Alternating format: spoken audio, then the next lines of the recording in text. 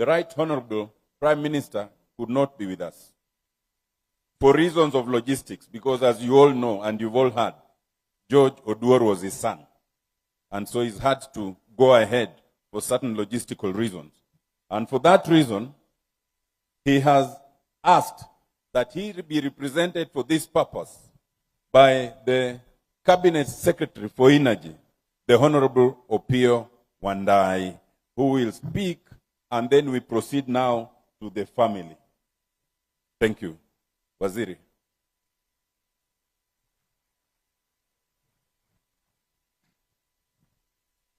To the church, the House of Grace, the family of George, led by the widow Karen, distinguished mourners, ladies and gentlemen, good afternoon. I will be very, very brief, since, as you all know, we have been here for quite some time. But allow me to say this. A little while back, I was standing here with the veterans. I'm sure a number of you are wondering how come I'm joining them. But a lot has been said by Captain Onyango on behalf of the veterans. Because George is someone I came to know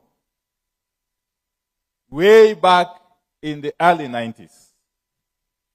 Specifically in 1991, or thereabout. And at that time, if you may recall, we were proceeding to the elections of 1992. We were very young people. Personally, I was at the university. And because the opposition was fairly divided, it was not lost on us that we were facing a very uncertain election, whose outcome we feared would not be in our favor. And therefore, even as we campaigned, I and my many other colleagues were determined to ensure that in that election, Baba Raila'S Odinga would have to be an MP. And that's why, and by all means possible, that was our resolution. And that's why we took it upon ourselves to mobilize people properly, to register and do many other things that we did.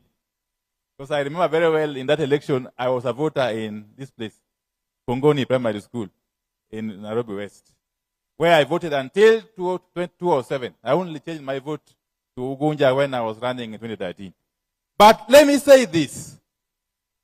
George was always distinguished as a disciplined and humble person, as has been said by many people, by very many people.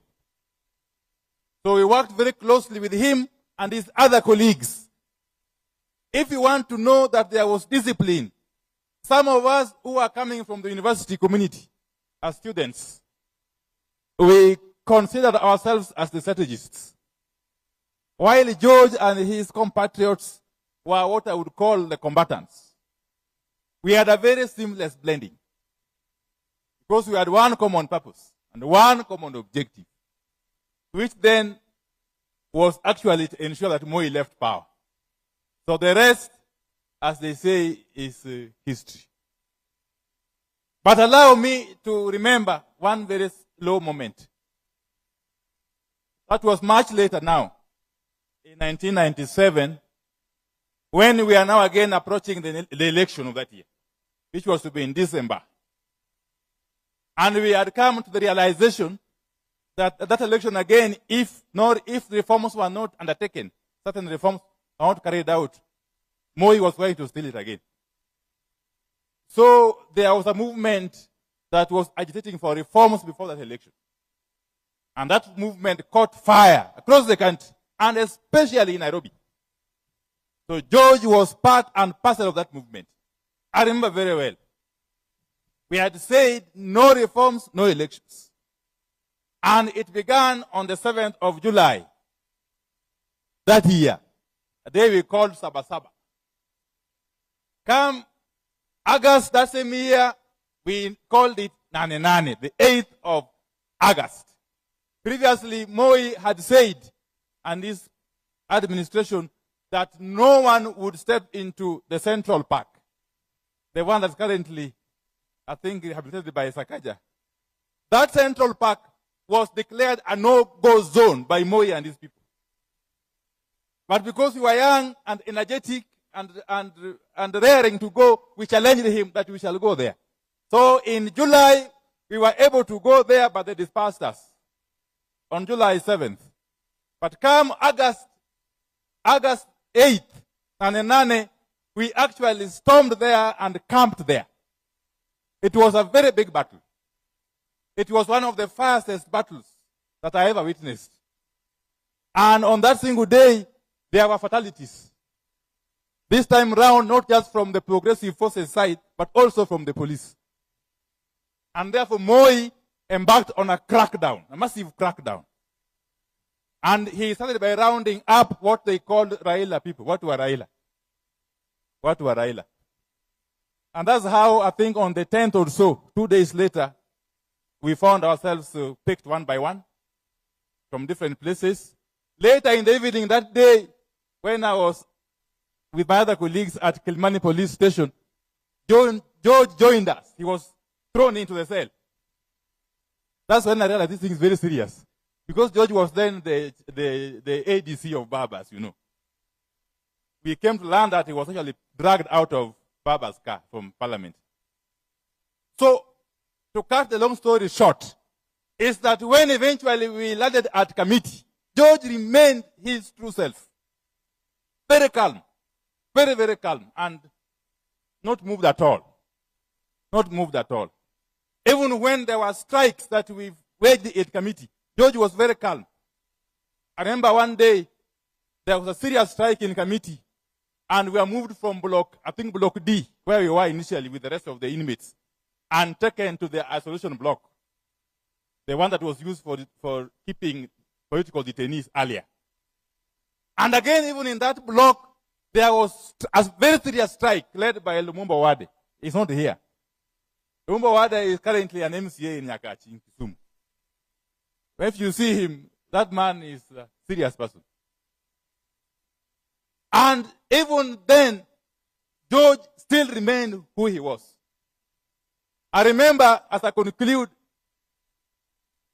there was a gentleman who was arrested by mistake, if I may call it so. His name, I think, was Maurice Genga Nyagol, a man from Nyatike, Kadem.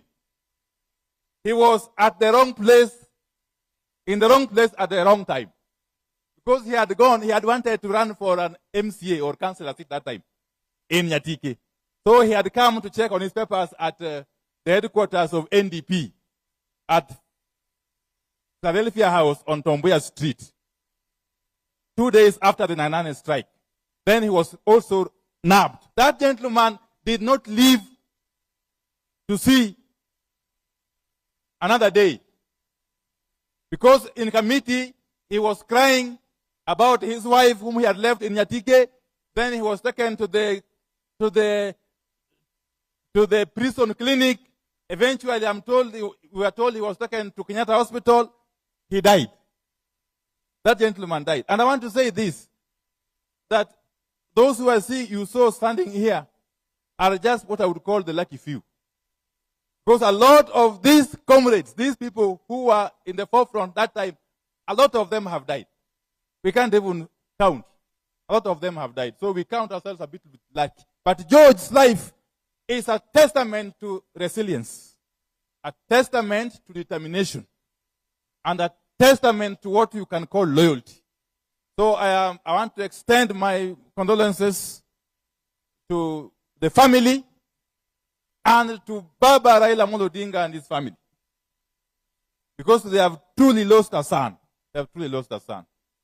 So as we send off George tomorrow in Assembly, let us reflect really on this journey, how far it has come and where we are. let us use that solemn occasion to take stock of the possible gains that have been made along the way. And of course, the losses, as we chart the way forward. The way forward. One thing I want to leave you with is to believe in God. Because with God, everything is possible. I want to pray that the family be encouraged and to be given the fortitude to bear this very, very serious loss. Asanteni sana, I was asked to convey Baba's message of condolence, and I am doing so, because as you've been told, Baba is on his way to Kisumu, but God willing, he will be with us tomorrow. May God bless you. Thank you very much. Asanteni. Thank you, Waziri. Allow me now to call upon the family of His Excellency Engineer Dr. Raila Amolo Odinga. The family is represented here ably. Kindly Rosemary, kindly Raila Odinga Jr., and kindly Honorable Winnie Odinga. Please.